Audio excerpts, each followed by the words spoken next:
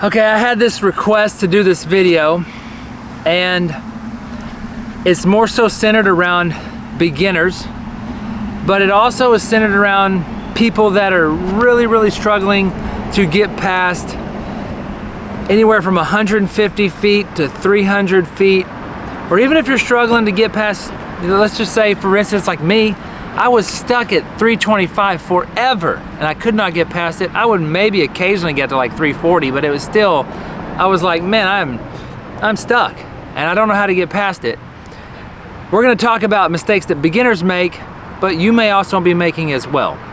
This video is gonna be kind of separated into several different little sections. The first one is the mistakes that beginners make, that I see when I bring someone out to play with me. These are the mistakes that I see beginners making. But then we're gonna talk about 4 tips that should help improve those things. And then finally, we got a couple of drills we're gonna do that should help you with one or several of the things that you're doing wrong. Okay, but before we get too far into the video, I do wanna thank everybody who has subscribed or commented. I'm continuing to really just soak up all of the interaction that I have with everybody that's viewing my channel, and the fact that I'm helping anybody who I have helped is just, it makes me smile, because the fact that I know that you're out there getting better, it just makes me really happy. So if I've helped you out, that's super awesome. I'm super happy for you. And if I haven't helped you out, maybe this video will be the one that helps you out. But we're gonna get into it. All right, so some really common mistakes that I see beginners make, like if I bring people out to the course and it's their first time playing, there are some things that they do that really just kills their distance. The first one I'm gonna mention is they try to throw the disc like they would a Frisbee. They walk up, they curl their arm, and they go.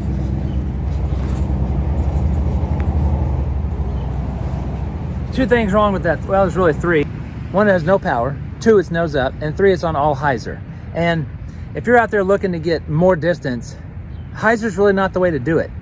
You can throw a hyzer flip and get more distance, but generally speaking, if your disc stays on hyzer, you're not gonna get near as much distance as you would as if it gets flat and gets some turn out of it. So if you're out there just hyzering discs, you're losing a lot of distance.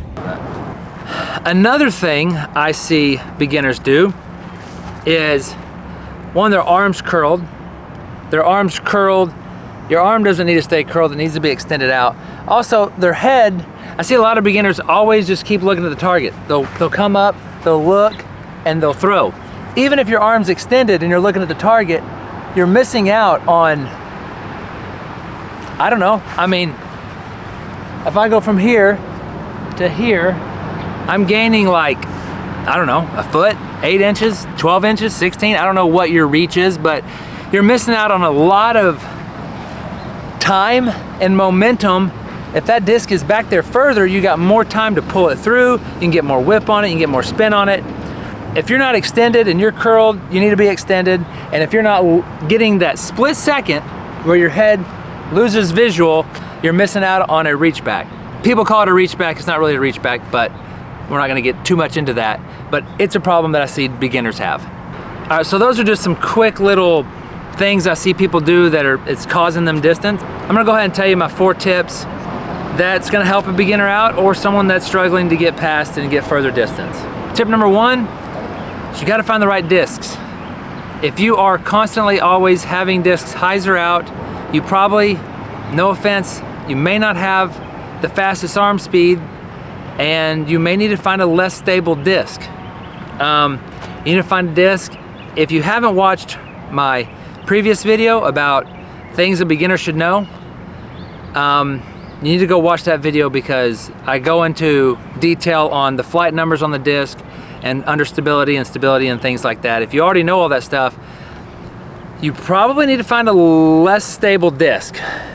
I made the mistake when I was a beginner to try to find the fastest disc I could possibly find, because I thought it was gonna go further. In the long run, it just cost me distance.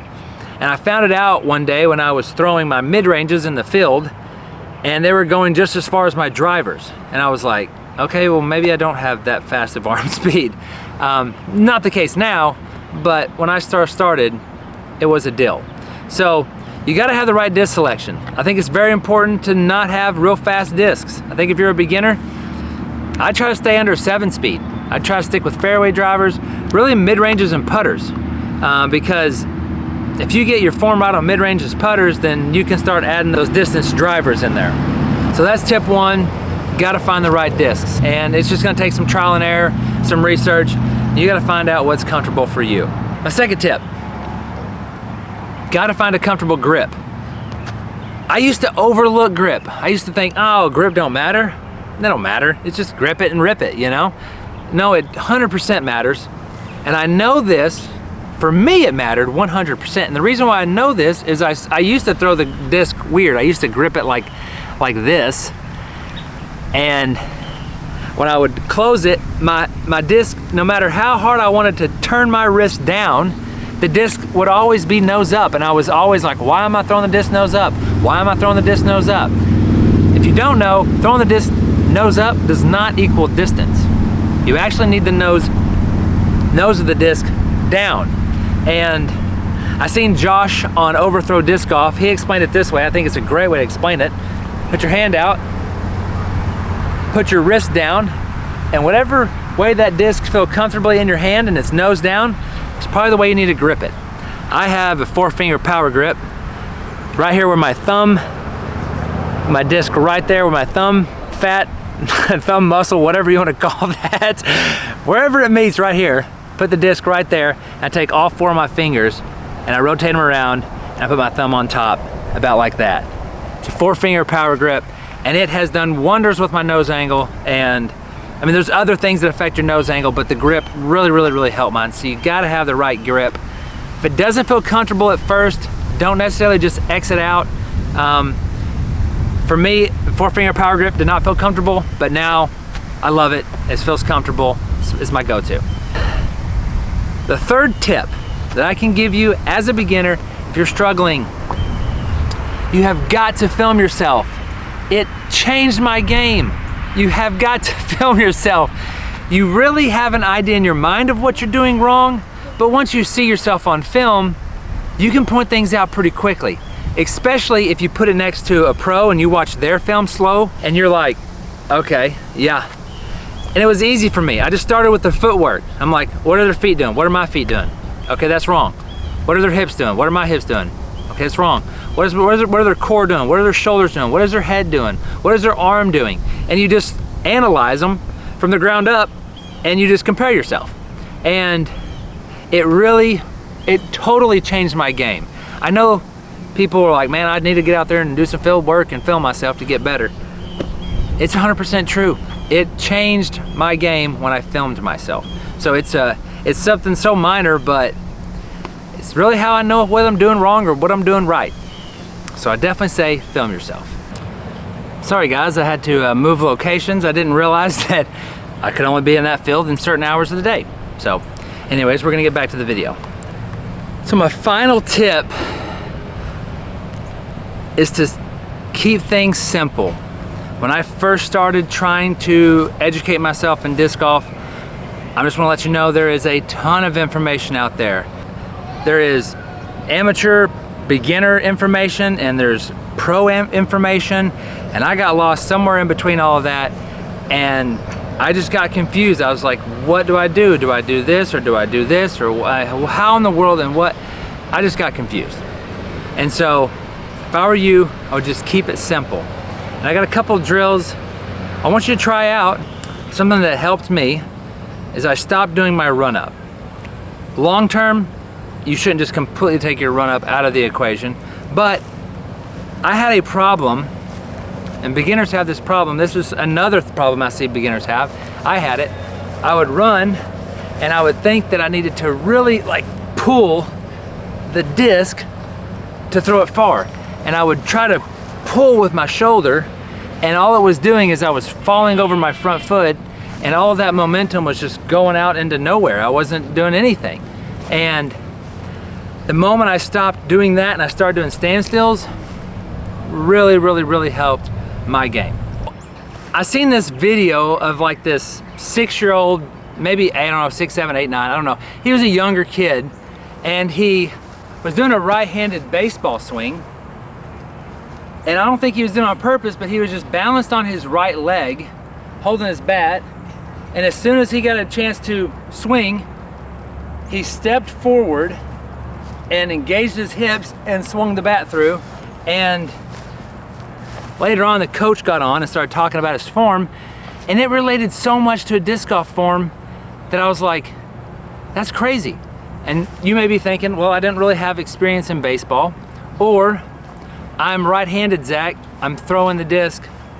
It's like a left-handed baseball swing. I'm not really sure how to do a left-handed swing. I'm a right-handed person. It took me a long time to comprehend that because I'm right-handed also, and it took me a long time to figure out the left-handed side of things. And I think that's why sometimes it's hard for people. But hopefully with this drill, it may help you, as it's probably the closest thing I can think of to keep, as far as not falling over your front leg, keeping your weight back. Balance on your left foot. Just try to be balanced, because if you think about it, when you're doing your run up and you get to here, you're basically balanced. And at this point is when you, in your throw, you start to rotate and plant. And I just want to work on this part of the move. It's the back half of the throw. You can balance on one foot, okay? And the same time you reach back, you step forward. As soon as your foot touches the ground, I want you to start moving this disc in. And try to keep it on the same plane. Don't bring it down low to up high, or up high to down low. Just try to keep it all right here. Also, reach back all the way. So basically, it's gonna look like this. You're gonna reach back all the way. As your foot goes forward, reach back all the way. Keep it in a flat line all the way through.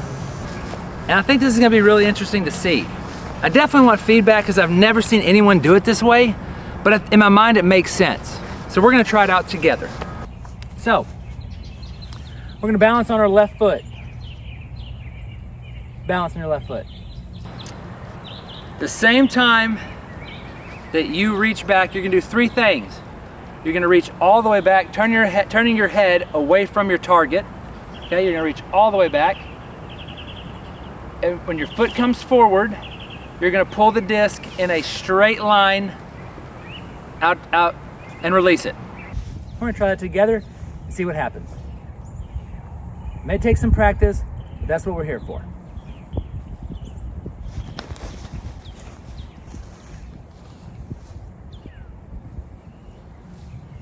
That was a little nose up, but not bad.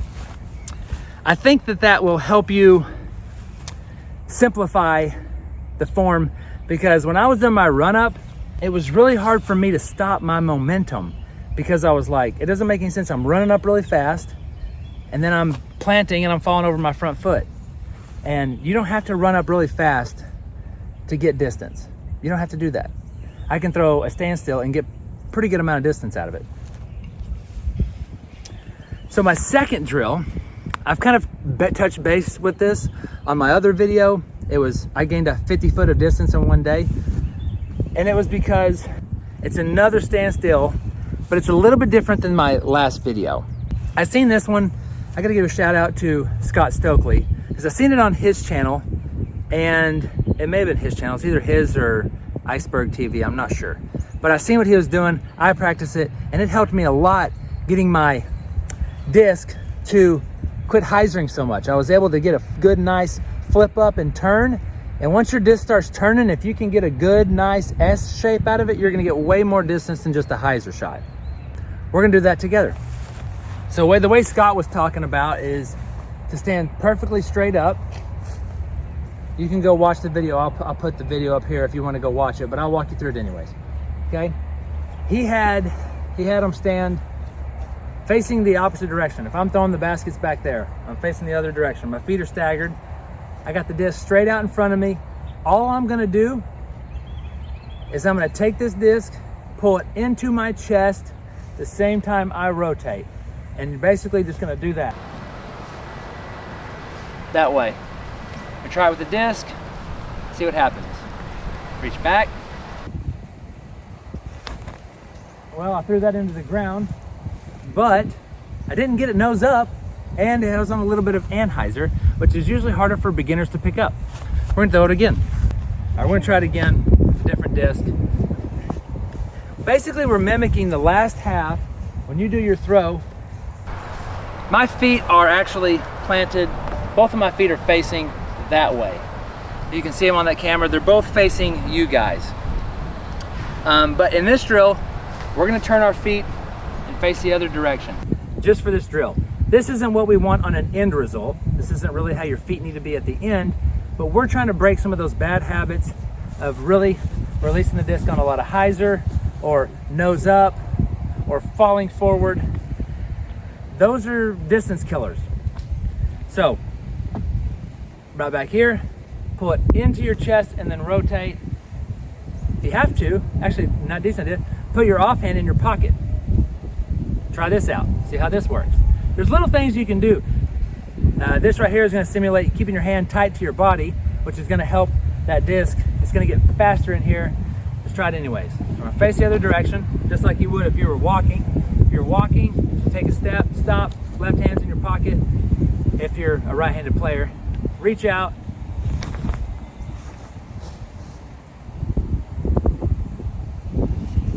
That's crazy. That's crazy. Scott,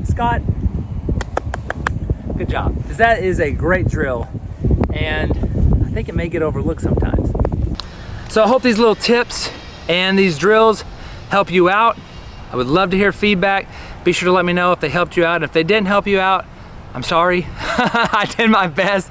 And like always, if you have not subscribed, please subscribe, especially if you're a returning viewer. I'd love to have you on part of Team Discmaniac. We got the dog back, ladies and gentlemen. I gotta end on this. Thank you guys for watching. Go in peace and be blessed.